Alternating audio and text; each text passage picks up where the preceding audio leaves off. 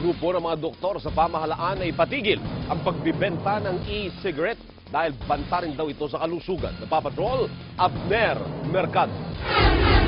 Nais ng grupo ng mga doktor na ipatigil ng pamahalaan ang pagbebenta ng e-cigarette. Sa pahayag ng Philippine Pediatric Society, nais nilang mailayo partikular ang mga kabataan sa bagong bisyo na nauuso ngayon. Sabi nila may sangkap pa rin itong nicotine at masama sa kalusugan. Addicting.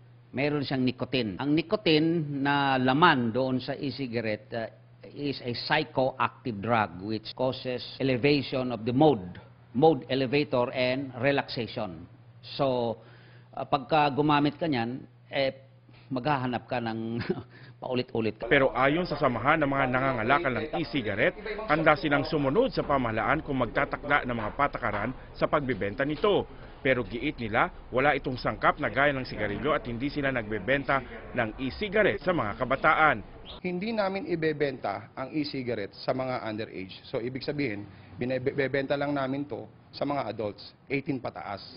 Nilinaw naman ng grupo ng mga doktor, walang nagdidikta sa kanila, partikular ang industriya ng tabako, para ipanawagan ang pagpapatigil ng pagbebenta ng e-cigarette na kakompetensya na ngayon ng sigarilyo. Abner Mercado, Patrol ng Pilipino.